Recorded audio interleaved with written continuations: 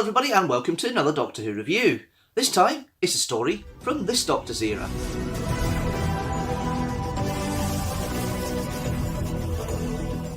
Right, there's no plot or synopsis this time round. I'm just going to go straight into the review and tell you my thoughts about Day of the Doctor. And there's a little extra thing right at the end. Okay, here we go. Right, so we have the 50th anniversary story, Day of the Doctor, written by Stephen Moffat, and was the penultimate adventure of Matt Smith, but also includes a guest appearance from John Hurt, Sir John Hurt, and also an appearance from David Tennant. Now, let's go into the cast, and let's go into the idea of the cast very quickly in regards to each of the roles. Now, you've got the lead himself, Matt Smith, the 11th Doctor, coming to the end of his time, and you can see the established boyish charm that he's got by now, and he's very endearing in this story, and you can see, you know, a lot of intelligence there, and a lot of darkness in some of the scenes as well, which I'll explain to you later on. But Matt Smith puts a great performance as always. He puts a lot into it, as he always does. What's refreshing is coming back and seeing David Tennant return. The plotline goes about him marrying Queen Elizabeth I. So that throwaway line from Day of the Doctor, or not Day of the Doctor, End of Time, is become reality in the canon. We see what happened and how he married Elizabeth I, which I think is quite an interesting thing. But it's good to have Ten back. His famous tropes are there with Tennant, and the way that Tennant works with his I'm going to get mad, but he gets mad at a rabbit, which I think is quite funny. And this fact of him talking at 55,000 miles an hour, that's intelligence and how he can never stop with this little device he's got that shows up Elizabeth I as a Zygon. Quite funny little scenes. And then you've got what I think is probably the star of the show in regards to the guest cast, and that is Sir John Hurt, playing a very underplayed, a very war-beaten and war-battered Doctor. And it gives the gravitas to the piece that you don't really get from the other two. They do have their serious moments, but they're like the light, they're like the fun piece. They're the light to the whole piece. Then we've got Jenna Coleman, Clara Oswald. This is the first time that Clara actually has some sort of purpose apart from being the impossible girl. The episodes that Jenna Coleman had played Clara in up till now had all been about the impossible girl. And the quirks of Clara are there, and you can see why she's divides the audience in regards to the character. I suppose in some respects the actual actress Jenna Coleman does a brilliant performance. I have yeah, Jenna Coleman's a very pretty girl, and she's very good at what she does as well. She's very good at the acting and what she's given. But it's the first one where you think Clara's not just quite a plot device. She is being used for other elements as well, although she's very much still a plot device companion at this point. And later reviews will let you understand what my thoughts with that, hopefully, or any other reviews that come up in the future from the 11th Doctor's era here. You'll see what I mean by Clara being a plot device at this point. But the first instance of her trying to have some sort of character, she's become a teacher. Although we see Coal Hill School purely, I think, it's probably been put in as a device and a hark back to the 1963 episode, because we start off obviously with the policeman walking down the lane, passing the sign for the foreman scrap merchant sign that's been pointed for further down the road, down Totter's Lane. So to be fair, it's probably just a plot device, but it is built upon and expanded upon throughout the series. So I suppose throughout the 8th series, I suppose it is used in some respect. And then we've got Billie Piper. I almost forgot her. I didn't write her on the list here, but we've got Billie Piper as the Moment, or the Rose Tyler version of the Moment. It's good to see her playing a kooky role. I mean, she does do kooky well. I've seen her do kooky in other things, and she does play kooky well. And I'm really pleased that she's got an opportunity to show that side of her acting in here. And it's good to see. And yeah, she plays it very well. And there's very, very serious counterpoint there for the War Doctor about what he's seeing and what she's trying to guide him along to have an alternative to destroy, you know, and end the Time War. Which we'll come to in the plot later on. We then have the unit mob. We have Gemma Redgrave, famous actress, of course, who's became Kate Stewart. And it's the second time, I believe, that we've got unit at this point in the series. They do come up a couple of other times in Capaldi's era, mainly relating to the Zygon incidents, which happened in this story as well. But to have, you know, she plays the role well. You can see that she's certainly scientifically minded, definitely more than her father ever was, and Bridget Lethbridge Stewart was ever. He's very militaristic. But it's interesting to think that units become more scientific as time gone on than actually you know, military's there to support. So maybe the Doctor did have an influence overall, and the unit became more of a scientific organisation as years have gone by, as Kate's come into power in the organisation. Then we got Osgood, played by Ingrid Oliver. Very, very solid performance. I do like Ingrid Oliver's acting. I think she's quite a nuanced actor, and you can see that in the performance of Osgood, because obviously she's a bit of she is the nerd. She is the token nerd for the story, but she does it in a way that makes you adhere to her, and you feel sorry for her when the Zygons later in the story actually come along and, you know, try and morph and change into her. I think that's quite interesting. And then we've got Joanna Page, who is making the guest appearance as Queen Elizabeth I. Does it work? I don't know. I didn't think Elizabeth was... How do I put this? Joanna Page had just had a child, and she wasn't exactly known, you know, in a slim mode that she'd been known for. So it kind of puts away a little bit that we've got a Doctor who sounds a little Welsh at... Elizabeth I, who sounds a little Welsh at times, and just doesn't fit into the mould of Elizabeth I for me as I envisage the historical figure as we'd seen in other episodes. It is a little bit of a weird one for me in that respect, but hey, that's Moffat's interpretation of it. But no, she does a decent performance. She does it solid anyway. But I'm not quite a great fan of Elizabeth I character in this. I prefer the Elizabeth I we see, who is screaming at the 10th Doctor and the Shakespeare Code at the end off of his head, which we now know. And obviously it's a nice little cycle there in regards to plot lines. Let's look at the plot lines altogether. I mentioned already, obviously, we know the plot. The Doctor ends up meeting his other selves and going on about the end of the Time War and the fact that there's a mystery going on with Gallifreyan paintings missing their figures. They've broken from the outside, and these 3D paintings are causing a little bit of a mystery, which we happen to, of course, know as the Zygons. But that was kind of like a it starts off as that being the plot, and then it becomes very quickly a side plot as we go through all the timey-wimey adventures of the War Doctor and his thoughts. And that's where the concentration is the War Doctor making the decision to destroy Gallifrey and the Daleks. And that's where most of the action seems to be tailward, with the interaction between the three Doctors. And I do like them all working together. I love the fact that they all slag each other off at certain points. We've got Chinny for for the 11th Doctor. We've got Sandshoes for the 10th Doctor, and we've got Grandad for the War Doctor. I do quite like those jokes, and it keeps going the kind of the feeling that the Doctors, they respect each other, but they bounce off each other as well, and they kind of slag each other off because they're like family members effectively, they're like brothers effectively, or even though the same character. It's the fact that they're slagging each other off, and that whole dynamic does work in this story. But Clara becoming a teacher, obviously it's expanded on more in Series 8 and to an extent Series 9, but it is just a plot device at this point. It's just there to get Coal Hill School in as a nod to the past. Moffat does expand on that in 8 and 9 with the Capaldi's era, when Clara was there as well. And it's the first time we see a little bit of a character, but she's still really, seriously, still just a plot device. She's there to help move the plot along at this point. But, as I say, that is a big niggle. That is a little niggle for me.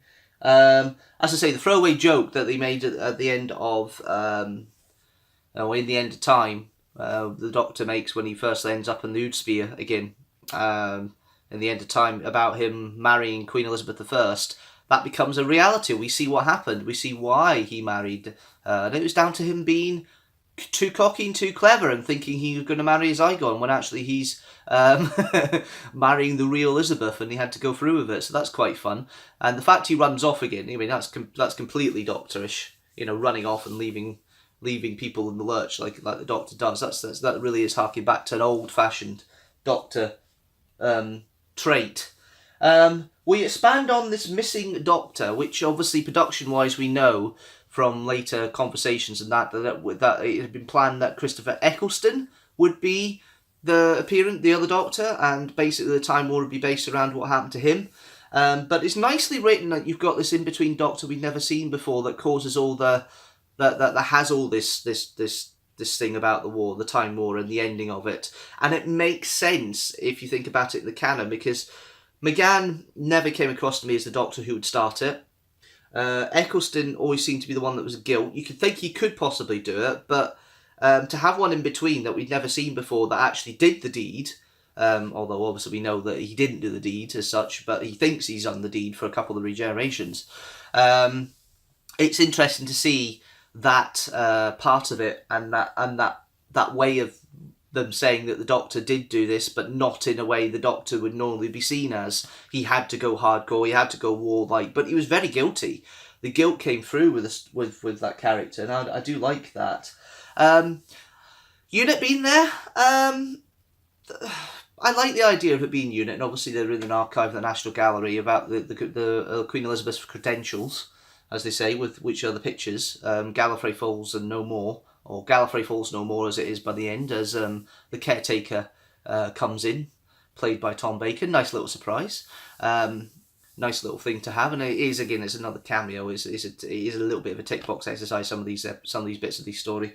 But it's the second time we reference the Black Archive. It had been referenced in the Who universe before, not in Doctor Who, if I remember, but in Sarah Jane Adventures, because when Sarah Jane met up with the Brigadier for the last time that you see Nicholas Courtney on camera, they went to the Black Archive at Unit, so it's been seen before, and it's interesting how the Black Archive comes back again later on in Capaldi's era in the Zygon inversion. Invasion and version story in Series 9. But the Black Archive is an interesting that, they would have stored must have stored it somewhere, all the Unit stuff. They must store it somewhere. And that's exactly where they've done it. They've stored it, in an archive, as it turns out, underneath the Tower of London, which is an interesting idea.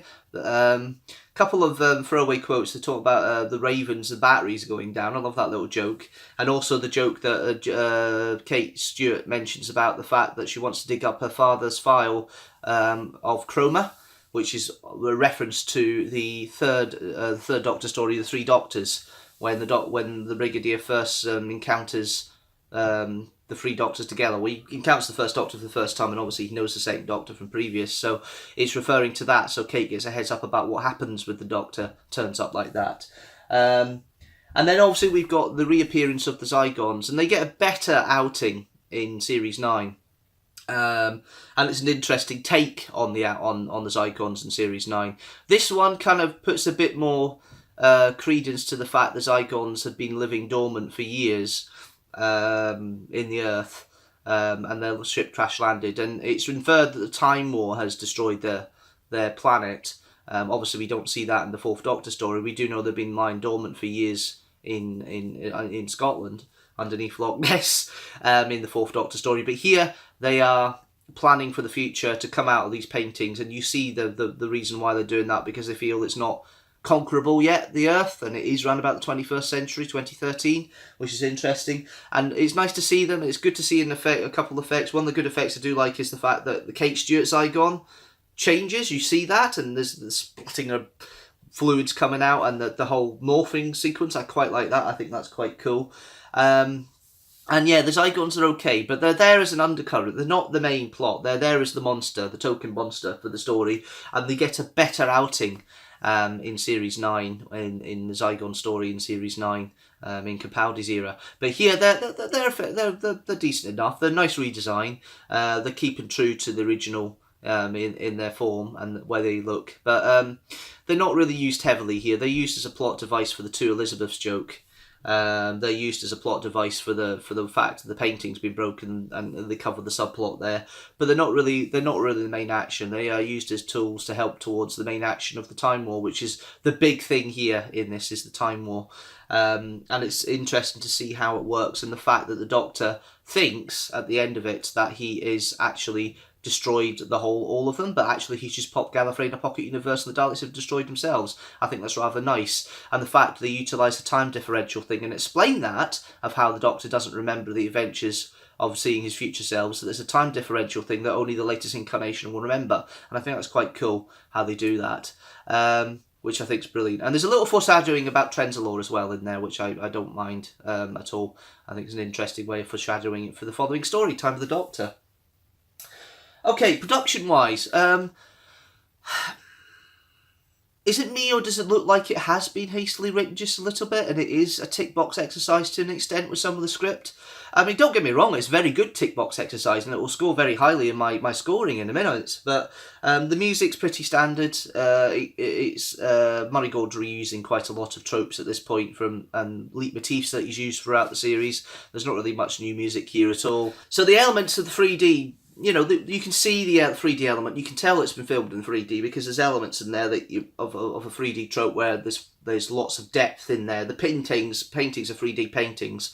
They do it in such a way in the 2D you can feel little 3D. It works a lot better in the 3D, and I did see it in the cinema in 3D. So I did see the first appearance of this in the cinema at the time of the broadcast, when they were broadcasting it across the world. This is the big event, of course, and it was fun to see in 3D. It works just as well in 2D. In fact, it probably works better in most elements in 2D, because the way it's filmed, you know, it kind of lends itself to both. It's cleverly done production-wise that way.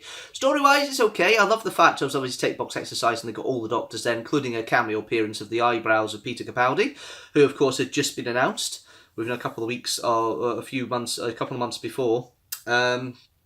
And it's interesting to see all the archive footage of all the Doctors as well, and how all the Doctors came together to try and do this calculation to put Gallifrey in a pocket universe. And I did quite like that idea as such.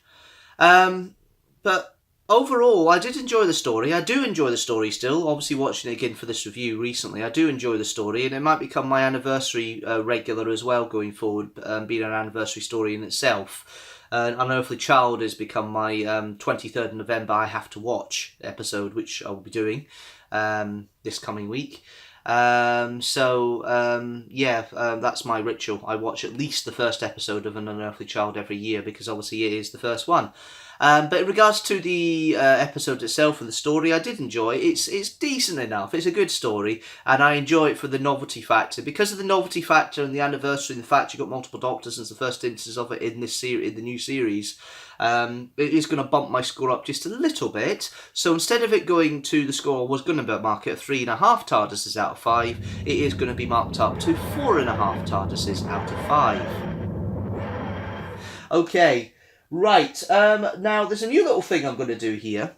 At the end of this video, there's going to be, I've done 13 reviews now, as the time of this video has been released. So I now have a score system in place of different reviews and different layers and levels. So I can actually now go over, I've got enough stories to say, well, where does this place in the ratings of things? And where does Day of the Doctor place? Well, it is the most popular, or the best rated 11th Doctor story. It's the only one I've done. But in the place of all of the placings, Day of the Doctor, with its 4.5 TARDISes out of 5, puts it in joint first position, behind The Happiest Patrol and Inferno. And I rate it basically on when I did the review, is how high the 4 goes up or 5 goes up, or whatever on the ratings. And I hope you guys agree with my rating. If you don't, you know what to do. Leave a comment down below. Check out all the reviews up there. They're on the top right hand corner. And if you like what you see, don't forget to like and share this video. Share it about. Tell me what you think, as I say, in the comments. And if you do like more stuff on the channel, don't forget to hit that subscribe button. I'm still looking for the 150 by the end of the year, and it's still on course just about. Next week is a Kids Doctor, and this time it will be a Kids Doctor. Looking forward to reviewing that with you and seeing it with you face to face. But until then, face to face, I don't know what I'm talking about there. But until then, thanks very much for watching, guys, and enjoy the rest of your day, and I'll see you tomorrow for the review of the first impressions of Doctor Who for Kablam! And then I've got Deanstructor next Sunday at 4 PM GMT. New video every Sunday at 4 PM GMT. And until the 10th of December, a new First Impressions review every Monday at 4 PM GMT as well. Until then, thanks very much for watching, guys, and I will see you later.